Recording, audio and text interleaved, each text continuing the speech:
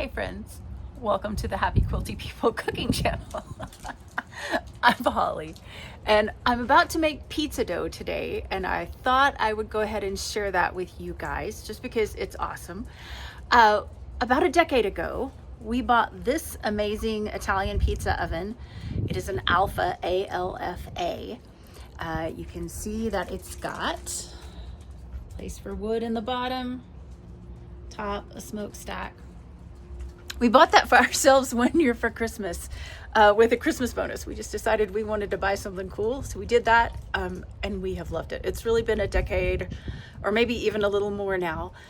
And so we immediately started testing out our pizza dough recipes. And so here's what we've learned. It's not about the add-ins. There are two simple tricks that you have to know if you want to have good pizza dough. So it's not even what you think. This is for just a thin crust, that wood-fired pizza crust that we all know and adore. So I'm going to give you the secrets to the dough. Here we go to the kitchen. Here's our cast of characters for ingredients. My tablespoon measuring spoons are out only so that I can dip with them. I'm not actually measuring. We're going to be using a scale to weigh everything. I have an Italian yeast. This is called dry yeast. The salt that I have in my salt canister right now is Celtic sea salt. And then you're going to need type 00 flour. Double O is the grind that you're looking for. It's very fine. This is a brand that I've liked and used a lot. You can buy it in enormous packages, or you can buy it in these small sizes. I'll put links to everything in the description. And room temperature water. So here's my recipe. 1,000 grams of flour, 590 grams of water, 20 grams of salt, 5 grams of instant dry yeast, which is equivalent to about a tablespoon if your scale is struggling to sense the weight of the 5 grams. Here's a trick.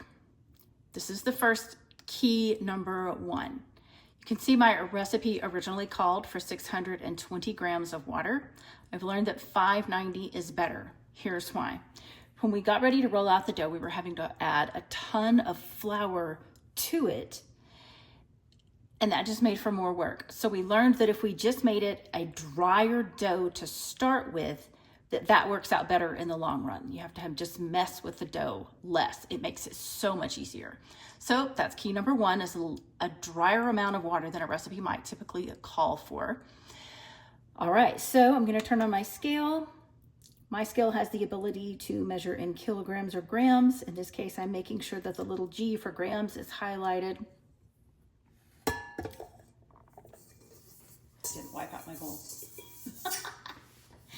Okay, yeah, now I've wiped out my bowl. All right, once your bowl is on your scale, you're gonna zero it out so that it goes back to 0. Oh, let me push that back so y'all can see. I don't know if y'all are gonna be able to see the numbers on my scale. Let's see if I can make it happen. You see the numbers? It's not gonna focus on them. Okay, let's try that view. See if that's better. All right, my scale is zeroed. I'm gonna start out with 1,000 grams of flour.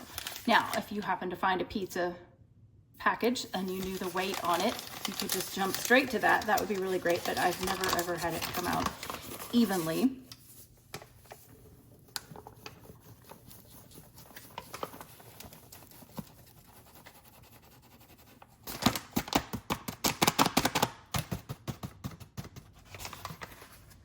If you are gluten-free, you might try an organic flour or a flour made in Italy that doesn't have the additives that our grains do in the United States. You may find that those work better for you. All right, I'm at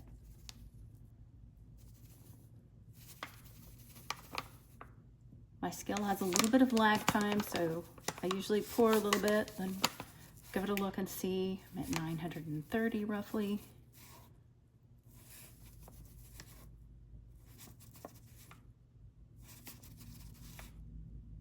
There we go. 1,000 grams of flour. I do all my dry ingredients first. I need 20 grams of salt. So I'm going to press 0 on my machine again and then start working on my 20 grams. I try to place these ingredients that I have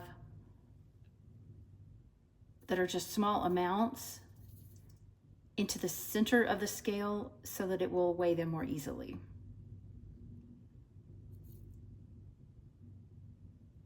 All right, so I went a teens over, so I can just pull it back out.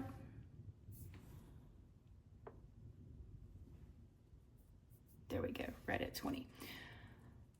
So that was nearish to a tablespoon. I'm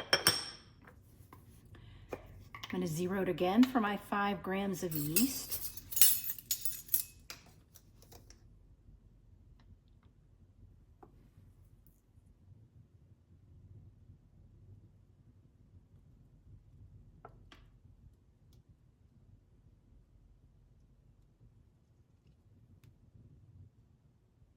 It hasn't even changed. It hasn't even registered anything yet. Okay, so this is not like a tablespoon at all.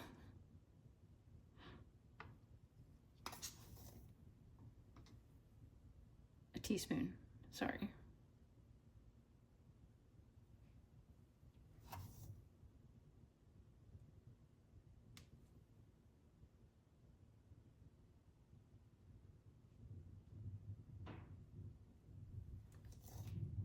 Maybe that's what my recipe's supposed to say, 1 tablespoon.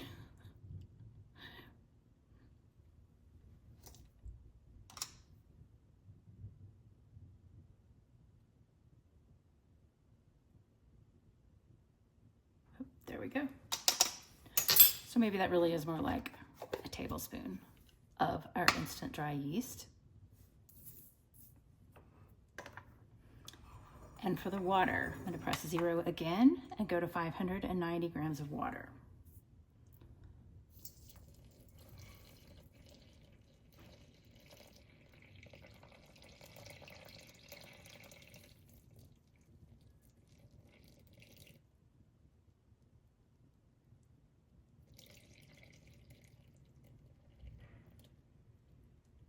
Close, gonna have to go get a little more water.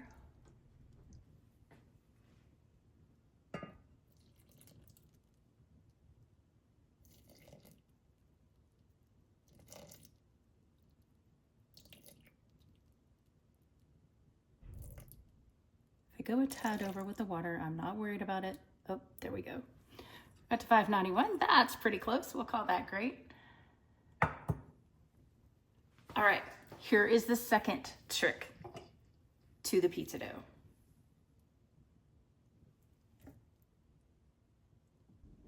Here's key number 2.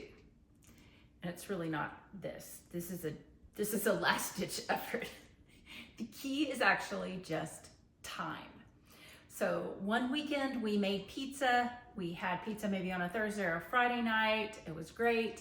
And then we had made extra dough so that we could have a second round of pizza making at the end of the weekend. And maybe so by Sunday or Monday, we made pizza again.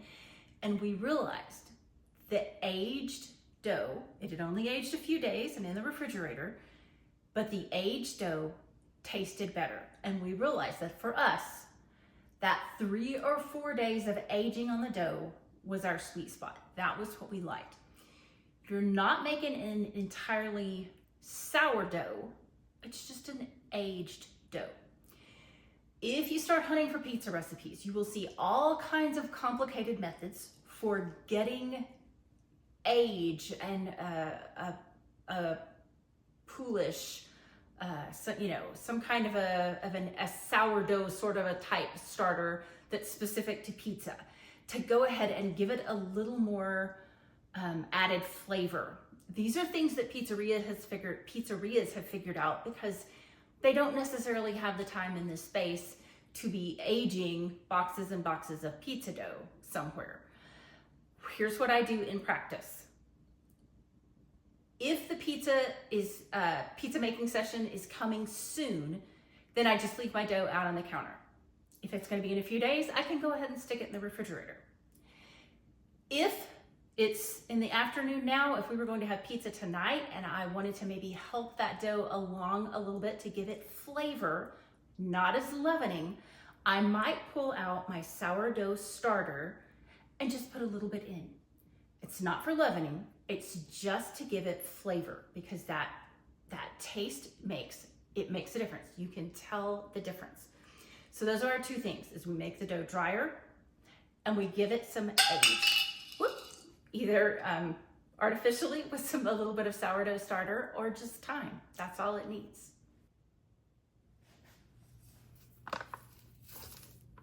We've used good ingredients. They're all measured by weight into our bowl. Now I'm locking my bowl in. I have a dough hook on my mixer, and I'm going to let it knead in my mixer for approximately 8 minutes. And if your mixer has a locking switch to lock the head in place, you might use that, or else it tends to jump around. I'm gonna start really slowly. All that water and flour to start mixed together so it splatter at the end. Do you like the sound my mixer's making? If any mixer brands would like to send me a new mixer, I think it's time.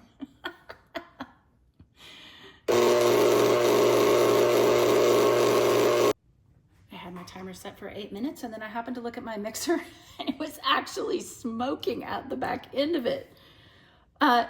Well, however many minutes that got, it was close to 8. That's what I've got. The dough is very dry. See the texture of it? Let's string a little bit out there. It's got some snap to it. It's heavy. So that's the elasticity we've got right now. Remove that dough hook so you can see. Here's what my dough looks like right now. It is very dry. That was tip number 1. Tip number 2 is that it needs some time. So what's gonna happen now is it's Friday afternoon and we're actually thinking pizza maybe on Saturday, might be Sunday, don't know. But so this is probably going to sit out on my countertop. I'll just cover it and then just let it sit. Nothing else to do. When I get ready to make my dough balls, I'll segment this out into pieces that are like this, a small orange size. Roll it out, and then you're ready to top it. There you go, friends. Pizza dough. Happy cooking.